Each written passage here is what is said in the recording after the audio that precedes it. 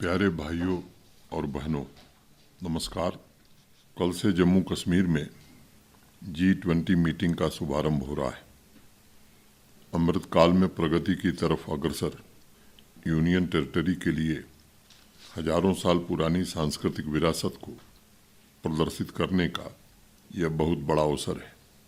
विश्व बंधुत्व की भावना, एक पृथ्वी, एक परिवार, एक भविष्य, one earth, one family, one future पर आधारित यह आयोजन मात्र सरकारी कार्यक्रम नहीं है।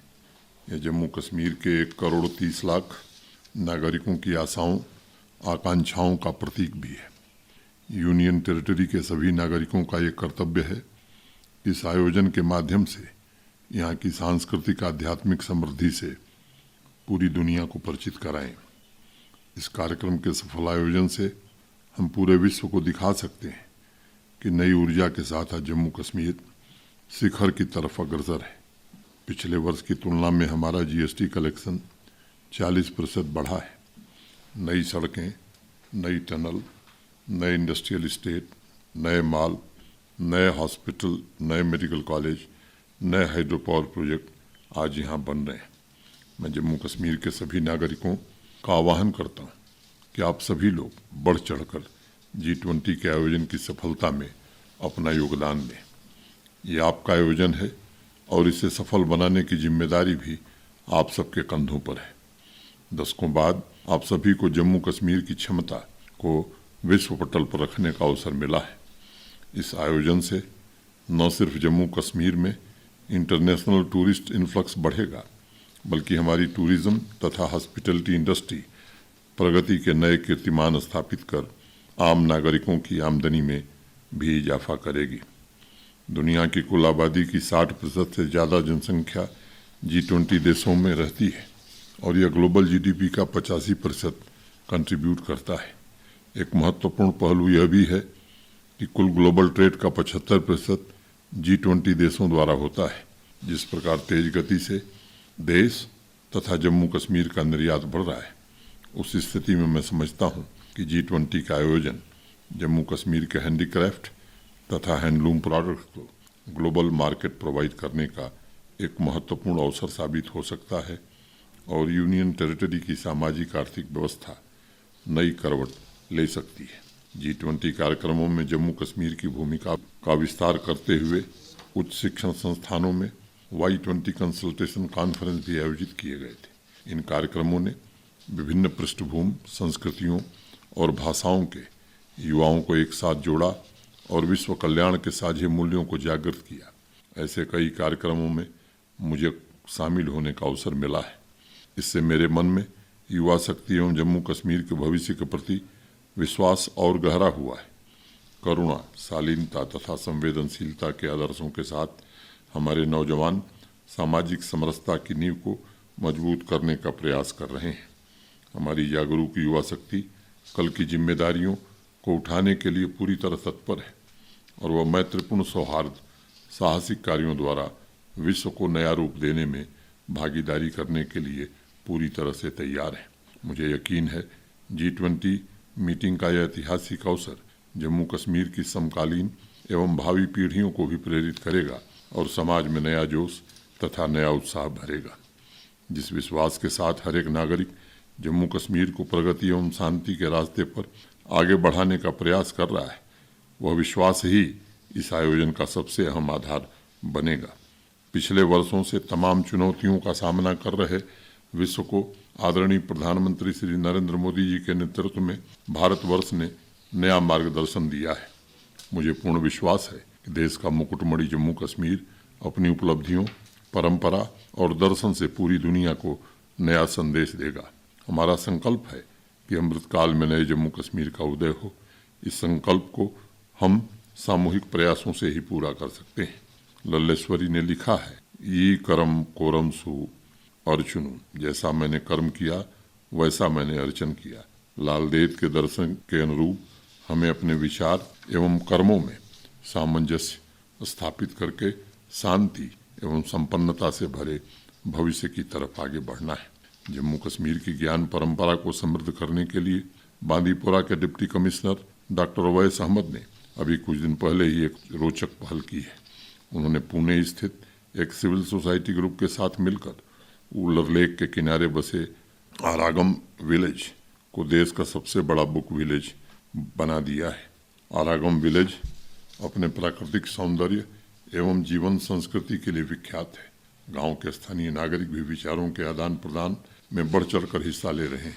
मैं समझता हूँ किताबें हमारे चिंतन की खिड़कियां हैं जो अनुभव एवं सोचने की दुनिया का द्वार खोलती हैं और नई पीढ़ी को कल्पना शक्ति प्रदान करती हैं। जम्मू कश्मीर को शारदा पीठ यानी ज्ञान का केंद्र कहा जाता रहा है। पीढ़ी दर पीढ़ी यहाँ ज्ञान का सम्मान समाज की जागृति का आधार रहा है। आरागम गांव से इस प्रोजेक्ट के माध्यम से स्थानीय लोगों तथा टूरिस्ट्स को जगह जगह लाइब्रेरी एवं शांत वातावरण में बैठकर पढ़ने की सुविधा उपलब्ध कराई जाएगी। 6 अलग अलग भाषाओं में किताबों के अलावा लाइब्रेरी में पुरानी पांडुलिपियां तथा पेंटिंग्स भी उपलब्ध होंगी जो यहाँ आने वाले पर्यटकों को प्राचीन इतिहास एवं लोक संस्कृति से परिचित कराएंगी। मैं जिला प्रशासन, सिविल सोसाइटी ग्रुप तथा गांव वालों की सराहना करता हूँ जिन्होंने नए विचार, कल्पना एवं ज्ञान प्रसार की दिशा में अनोखी पहल की है। कृषि क्षेत्र में सुधार लाने के प्रयासों के नतीजे अब जम्मू कश्मीर के अनेक इलाकों में साफ दिखाई दे रहे हैं। किसान भाइयों को फसलों की अच्छी कीमतें मिल रही हैं और इससे उनकी आमदनी में भी बढ़ोतरी हुई है। पीली क्रांति के पश्चात कश्मीर डिवीजन में स्वाद के लिए मशहूर मुस्क बुद्जी राइस की क्रांति के लिए इच्छा शक्ति, दृढ़ संकल्प के साथ किसान भाई तैयार हो रहे हैं।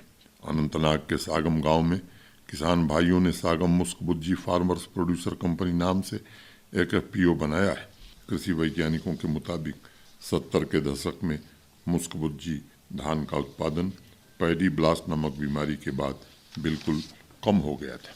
हालांकि विदेशों में इसकी अत्यधिक मांग है, लेकिन धीरे धीरे इसकी खेती समाप्त होती जा रही थी। इस कास्ट के वैज्ञानिकों की मदद से बीज में सुधार करके पुनः इसके उत्पादन को प्रोत्साहित किया गया है और आज अनंतनाग, बारामूला, कुलगाम और गांदरबल जिले में लगभग 500 हेक्टेयर में मुस्क बुद्जी की खेती हो रही है। इसी वर्ष किसान भाइयों के सागम FPO को दुबई से ऑर्डर भी मिला है और मुझे विश्वास है कि प्रशासन द्वारा उपलब्ध कराए जा रहे सहयोग से हमारे किसान भाई आर्थिक विकास का भी नेतृत्व करेंगे। कठुआ की रहने वाली नीलम रानी की उपलब्धियां भी कम आश्चर्यजनक नहीं है। बसोहली की महिलाओं को पश्मीना शाल की बुनाई की ट्रेनिंग देकर नीलम रानी ने उन्हें सामाजिक एवं आर्थिक अधिकारिता के लक्ष्य तक पहुंचाने में मदद की है। उनकी cooperative society Charkha spinners and weavers Pashmina limited के सफलता की कहानी भी शानदार है। इस सोसाइटी के माध्यम से उन्होंने बसोहली में बने पश्मीना शाल को नेशनल लेवल एक्सपो के माध्यम से देश के अलग अलग हिस्सों में पहुंचाने में सफलता प्राप्त की है। नीलम डिजाइनिंग एवं मार्केटिंग में भी पारंगत है। उन्होंने देश के बड़े बड़े सप्लायर से भी अनुबंध किया है। महिलाओं को ट्रेनिंग, अपने सोसाइटी के उत्पादन यानी दोनों अभियान में पूरी प्रतिबद्धता से काम करके उन्होंने महिलाओं की अधिकारिता के प्रति समाज में नई जागृति पैदा की है। आज जम्मू कश्मीर में तेजी से हो रहे बदलाव में नारी शक्ति महत्वपूर्ण भूमिका निभा रही है। मुझे विश्वास है नीलम के प्रयासों से बसोहली पश्मीना शाल एवं अन्य उत्पादों का मार्केट दायरा बढ़ेगा तथा महिला उद्यमियों को मुख्य धारा की अर्थव्यवस्था की विकास प्रक्रिया में योगदान देने का अवसर प्राप्त होगा। आज कृषि तथा हॉर्टिकल्चर से जुड़े अनेक ऐसे क्षेत्र हैं जहां नारी शक्ति सबसे पहले समाज को नेतृत्व देने का काम कर रही है। ऐसी ही एक असाधारण उपलब्धि अनंतनाग की बेटी गौहर जबीन ने हासिल की। मात्र 24 साल की उम्र में कड़ी मेहनत, लगन और दृढ़ संकल्प के बल पर इस बच्ची ने कश्मीर डिवीजन की पहली kiwi nursery green post nursery unit स्थापित की है। जिस क्षेत्र में बड़े बड़े किसान उतरने में हिचक रहे थे, वहां गौहर जबीन ने अपनी इच्छा शक्ति से आवाम के सामने एक नई मिसाल पेश की है। मुझे पूर्ण विश्वास है कि गौहर जबीन की आत्मनिर्भर बनने की ललक अनगिनत महिलाओं को प्रेरित करेगी और उनका जीवन बदलने में योगदान देगी। युवा पीढ़ी आज अपने सपने और इरादे के साथ कुछ नया करना चाहती है। उनके भीतर नौकरी मांगने वाले की जगह नौकरी देने वाला बनने की मजबूत भावना पैदा हो रही है। ऐसा ही एक युवा उधमपुर के रोहित सलारिया हैं, जिन्होंने प्रधानमंत्री formalisation of micro food processing enterprise के अंतर्गत अपनी फूड प्रोसेसिंग यूनिट स्थापित की है। इस यूनिट की मदद से रोहित ने अपने 2 ब्रांड लॉन्च किए हैं और जम्मू कश्मीर के अलावा वह देश के अन्य राज्यों में भी अपना उत्पाद बेच रहे हैं। रोहित ने अपने इलाके के 5 अन्य नौजवानों को रोजगार भी दिया है। उनका यह प्रयास आदरणीय प्रधानमंत्री श्री नरेंद्र मोदी जी के आत्मनिर्भर भारत के सपने को साकार करने की दिशा में जुटे प्रयासों में योगदान दे रहा है। आज विभिन्न कार्यक्रमों के माध्यम से केंद्र तथा जम्मू कश्मीर प्रशासन युवाओं के लिए उनके दरवाजे पर रोजगार के अवसर उपलब्ध करा रहा है। रोजगार सृजन के यह कार्यक्रम ग्रामीण एवं शहरी क्षेत्रों में युवाओं को अपनी यूनिट सुचारू रूप से संचालित करने के लिए ट्रेनिंग भी प्रदान कर रहा है। मैं समझता हूँ युवा चित्त हमेशा विश्व में हो रहे परिवर्तन के प्रति सचेत एवं जागरूक होता है। आज हमारा युवा वर्ग वर्तमान में जीते हुए निरंतर समाज के बेहतर भविष्य के बारे में सोच रहा है। देश को भी आज ऐसे नौजवानों से उम्मीद है कि आने वाले समय में समाज की धारा को बदलने का प्रयास करेंगे। मुझे विश्वास है रोहित जैसे नौजवानों के प्रयास जम्मू कश्मीर में औद्योगिकीकरण की लहर लाने में अवश्य कामयाब होंगे। पिछले महीने बसोहली पेंटिंग को जीआई टैग मिलने के पश्चात अखबारों, टीवी एवं सोशल मीडिया पर कला की इस विश्व प्रसिद्ध विधा की काफ़ी चर्चा हो रही है। बसोहली पेंटिंग की शुरुआत 16वीं शताब्दी में राजा कृष्णपाल के समय शुरू हुई थी और इस ऐतिहासिक कला परंपरा के विशिष्ट प्रकृति को बनाए रखने में सोहन सिंह बलौरिया जैसे कलाकारों ने महत्वपूर्ण भूमिका निभाई है। डिपार्टमेंट ऑफ हैंडीक्राफ्ट के साथ मिलकर सोहन सिंह जी ने बसोहली पेंटिंग की कारखानदार यूनिट शुरू की है और 60 कलाकारों को इस विधा में ट्रेनिंग भी दी है। चूँकि जीआई टैग मिलने के पश्चात बसोहली पेंटिंग के लिए जाने पहचाने भौगोलिक क्षेत्र के बाहर कोई इसकी नकल नहीं कर सकता, इसलिए सभी स्थानीय कलाकारों को वैश्विक बाजार भी उपलब्ध होगा और उनकी आर्थिक समृद्धि को भी बढ़ावा मिलेगा। नए कलाकारों को ट्रेनिंग देने के अलावा सोहन सिंह जी देश विदेश के प्रतिष्ठित आर्ट एक्सपो में भी बसोहली पेंटिंग को प्रदर्शित करके उसका प्रचार प्रसार कर रहे हैं। सोहन सिंह जी तथा इस कला से जुड़े तमाम लोगों का प्रयास इस बात का प्रमाण है कि यदि व्यक्ति के लक्ष्य स्पष्ट हों तो तमाम चुनौतियों के बावजूद शिखर पर पहुंचा जा सकता है। कुलगाम से डॉक्टर रिजवान रूमी और पुलवामा से एहसान कुद्सी ने हार्टिकल्चर सेक्टर में यूथ एंटरप्रेन्योर्स के लिए अवसर जुटाने के संबंध में एक पत्र भेजा है। उन्होंने लिखा है कि हार्टिकल्चर डिपार्टमेंट एक विशेष विंग बनाकर युवाओं के बीच अवेयरनेस कैंपेन, स्किल डेवलपमेंट, आर्थिक सहायता, इंक्यूबेशन सेंटर्स के लिए काम कर सकता है। उनका विशेष जोर इस बात पर है कि हार्टिकल्चर सेक्टर में अग्रणी होने के कारण जम्मू कश्मीर युवाओं के लिए अलग अलग बिजनेस में अनंत संभावनाएं उपलब्ध करा सकता है तथा देश के अन्य हिस्सों में चल रही कंपनीज के साथ उन्हें नेटवर्किंग का भी अवसर मिल सकता है। उन्होंने ये भी आग्रह किया है कि प्रोफेशनल कॉलेज एंटरप्रेन्योरशिप को एक करियर ऑप्शन के तौर पर युवाओं के बीच प्रमोट करें। इस दिशा में पढ़ाई और एग्ज़ाम की तरह ही इस बात पर विशेष बल दिया जाए कि किस किस क्षेत्र में वो अपना स्वयं का बिजनेस शुरू कर सकते हैं, उसमें जोखिम कितना है, संभावनाएं क्या हैं और किस सरकारी कार्यक्रम के तहत उन्हें ट्रेनिंग एवं अन्य सहायता उपलब्ध हो सकेगी। डॉक्टर रिजवान और एहसान, आप दोनों का इस पत्र के लिए बहुत बहुत शुक्रिया। मुझे यूथ एंटरप्रेन्योरशिप के लिए लोग अनेक पत्र लिखते रहते हैं, लेकिन इस प्रकार एक स्पेशलाइज क्षेत्र में यूथ एंटरप्रेन्योरशिप के संबंध में आपका पत्र पढ़कर अच्छा लगा। अभी इस कार्यक्रम में मैंने गौहर जबीन और रोहित सरारिया का जिक्र किया था। ये दोनों बच्चे जम्मू कश्मीर के गौरव हैं। Horticulture department, rural development department, tribal affairs department तथा मिशन यूथ लगातार ऐसे कार्यक्रम चला रहे हैं जिससे अधिक से अधिक नौजवान हार्टिकल्चर क्षेत्र में मौजूद संभावनाओं का लाभ उठाकर अपना स्वयं का बिजनेस शुरू कर सकें। वर्तमान में holistic development of agriculture and allied sector के तहत गांव-गांव में किसान संपर्क अभियान चलाया जा रहा है, जिसके माध्यम से नर्सरी से लेकर अपनी खुद की प्रोसेसिंग यूनिट शुरू करने के बारे में लोगों को जागरूक भी किया जा रहा है तथा प्रेरित भी। मैं हार्टिकल्चर डिपार्टमेंट को अवश्य निर्देश दूंगा कि इस अभियान में अधिक से अधिक युवाओं को जोड़ने का प्रयास करें ताकि वो एंटरप्रेन्योरशिप के लिए चलाए जा रहे कार्यक्रमों का फ़ायदा उठा सकें। शिक्षण संस्थानों में यूथ एंटरप्रेन्योरशिप तथा इंटर्नशिप को प्रमोट करने के लिए मैं स्कास्ट जम्मू और स्कास्ट कश्मीर को भी निर्देश दूंगा। मैं समझता हूँ आज जितना आत्मविश्वास हमारे युवाओं में है और अपना स्वयं का रास्ता चुनने का जो साहस उनके भीतर है वह पहले कभी नहीं था। एंटरप्रेन्योरशिप को लेकर निरंतर चल रहे अभियान ने उनके भीतर नए विचार पैदा किए। समाज में अपनी जगह बनाने के बारे में वो पहले से अधिक सचेत और सक्रिय हैं। यह सजगता बनी रहनी चाहिए, क्योंकि एक सजग युवा ही बड़े से बड़े संकल्प, बड़े से बड़े सपनों को साकार कर सकता है। श्रीनगर से साहिमा मुश्ताक एवं जम्मू से संचयिता प्रधान ने लोक कला के प्रमोशन के संबंध में मुझे पत्र भेजा है। उन्होंने लिखा है कि ग्रामीण समुदाय वास्तविक रूप से लोक कलाओं की रिपोजिटरी है और प्रशासन द्वारा लोक कलाओं के प्रमोशन के लिए चलाए जा रहे कैंपेन में उनकी भागीदारी आवश्यक है। साहिमा तथा संचयिता ने आग्रह किया है कि बैक टू विलेज जैसे कार्यक्रमों के माध्यम से ग्रामीण जम्मू कश्मीर की प्रचलित लोक कलाओं को भी डॉक्यूमेंट किया जा सकता है तथा उनके प्रमोशन के लिए आवश्यक कदम उठाए जा सकते हैं। उन्होंने ये भी लिखा है कि डिपार्टमेंट ऑफ कल्चर तथा डिपार्टमेंट ऑफ टूरिज्म दोनों मिलकर लोक कलाओं को प्रोत्साहन देने के लिए कार्यक्रम चला सकते हैं, ताकि समय रहते उनके आर्ट फार्म को संरक्षित किया जा सके।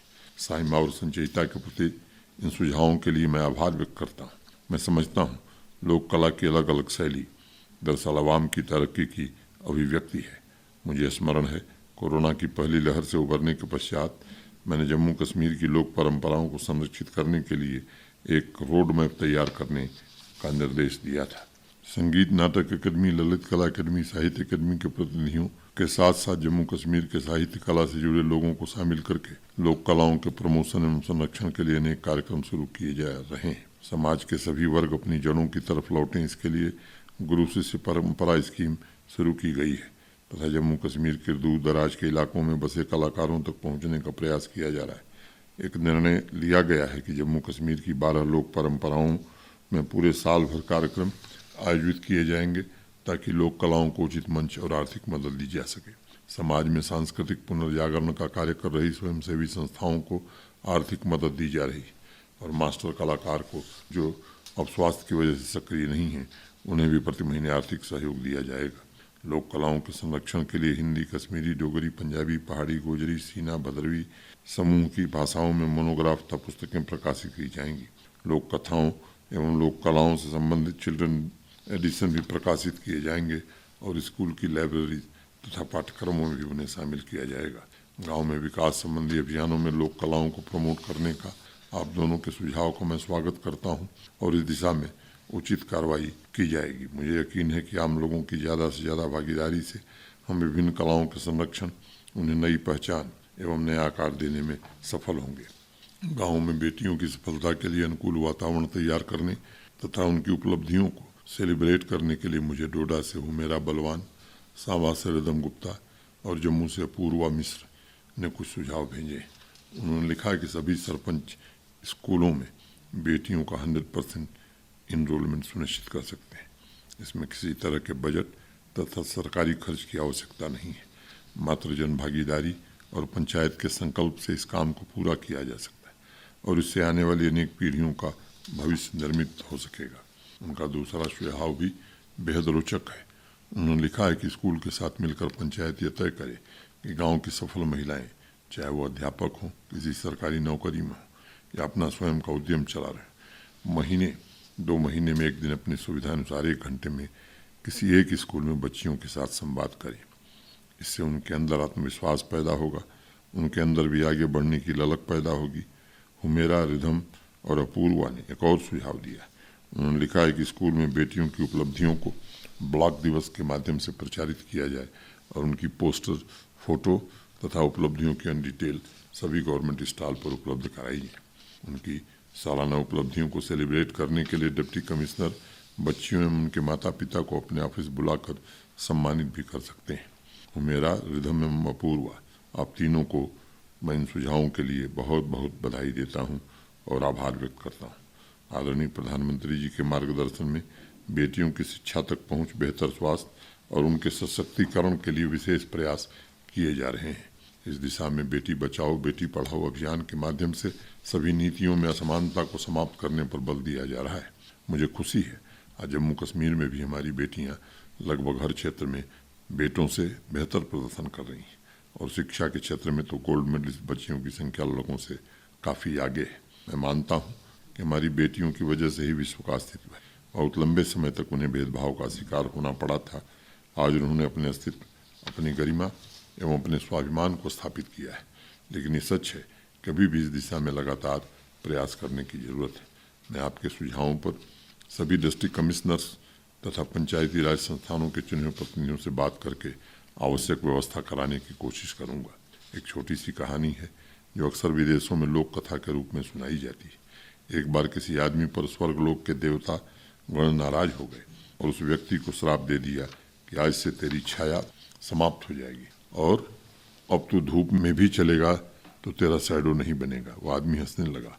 उसने कहा कि यह कैसा श्राप है और इस श्राप से मेरा क्या बिगड़ जाएगा, मेरी कौन सी धन दौलत समाप्त हो जाएगी। देवताओं ने एक दूसरे को देखा और उसमें से एक देवता ने कहा कि चिंता मत करो, तुम्हें जल्द पता चल जाएगा। वो आदमी घर आया और उसने घर वालों से कहा कि मुझे देवताओं ने श्राप दिया है कि मेरी छाया नहीं बनेगी। यह सुनते ही घर वाले डर गए। एक एक करके उसके घर वाले दूर होते चले गए, यहाँ तक कि उसके बेटे और पत्नी भी घर छोड़कर चले गए। गाँव वालों को जब पता चला तो उन्होंने अपने अपने घर के एक एक सदस्य को उससे दूर रहने के लिए आगाह कर दिया। धीरे धीरे वह आदमी पूरे इलाके में अछूत समझा जाने लगा। फिर एक दिन गांव की पंचायत बैठी और उसमें सर्वसम्मति से फैसला किया गया कि उस व्यक्ति को गांव से बाहर निकाल दिया जाए। उस आदमी ने बड़े तर्क दिए कि उसकी छाया नहीं बनती तो उसमें क्या दिक्कत है, लेकिन लोगों ने कहा कि छाया नहीं बनती इसका सीधा मतलब है कि तुम्हारे अस्तित्व को ग्रहण लग गया है और ये बहुत बड़ा अपशकुन है। विमेन एम्पावरमेंट के प्रतीक के रूप में इस कहानी को कहा जाता है और जागृत समाज को यह बताने की कोशिश की जाती है कि स्त्री पुरुष की छाया मात्र नहीं है बल्कि इस अस्तित्व का आधा हिस्सा है। जिस दिन वह छाया दिखनी बंद हो जाएगी उस दिन समाज को ग्रहण लग जाएगा। नारी समाज में श्रेष्ठतम है, समाज की सृजन करता है। उनकी आंतरिक शक्ति, उनकी क्षमता, उनका आत्मविश्वास ही राष्ट्र निर्माण के अभियान को ताकत देता है और समाज से कुरीतियों को समाप्त करने में मदद करता है। अनंतनाग से मुश्ताक अहमद शेख ने वाटर कंजर्वेशन अभियान से युवाओं को जोड़ने के संबंध में मुझे एक पत्र भेजा है। इसी विषय पर जम्मू के डॉक्टर कुमार सौरव ने भी मुझे कुछ सुझाव भेजे। उन्होंने लिखा है, यूथ क्लब के माध्यम से वाटर कंजर्वेशन विषय पर कम्युनिटी वर्कशॉप आयोजित किए जाएं और इस अवेयरनेस कैंपेन के माध्यम से हर पंचायत के युवाओं को संगठित करने की कोशिश की जानी चाहिए। उनका कहना है कि पंचायत के जनप्रतिनिधियों तथा रूरल डेवलपमेंट डिपार्टमेंट के साथ मिलकर मुख्यतया 2 तरह के अभियान पर फोकस करना चाहिए। पहला वाटर बॉडीज की सफाई, दूसरा वाटर कंजर्वेशन प्रैक्टिसेस को प्रचारित करना।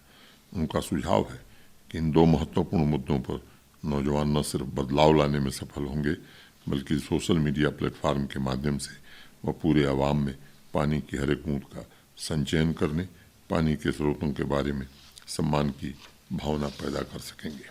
मुश्ताक और डॉक्टर सौरव, आपके सुझाव के लिए मैं आभार व्यक्त करता हूँ। जम्मू कश्मीर के कोने कोने में तालाब फिर से जी उठे, इसके लिए प्रशासन ने पिछले 3 वर्षों में जनभागीदारी के माध्यम से विस्तृत अभियान चलाया है।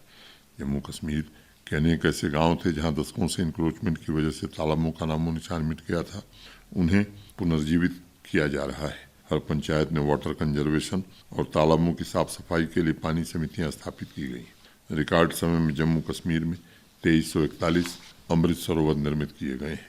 मुझे इस अभियान में नौजवानों की भागीदारी का आपका सुझाव काफ़ी उत्तम लगा। अगले महीने की 5 तारीख को वर्ल्ड इन्वायरमेंट डे है और इस साल का थीम बीट प्लास्टिक पोल्यूशन है। मैं चाहता हूँ सभी प्रयासों में इस थीम को भी जोड़ा जाए ताकि हमारा युवा वर्ग प्लास्टिक पोल्यूशन के खिलाफ चल रहे अभियान में बढ़ चढ़ कर हिस्सा ले। मैं मिशन यूथ को इस दिशा में आवश्यक कार्रवाई का सुझाव दूंगा। प्यारे भाइयों और बहनों, 21 जून को विश्व योग दिवस मनाया जाएगा। पिछले महीने से ही विश्व के अलग अलग देशों में तैयारियां शुरू हो गई।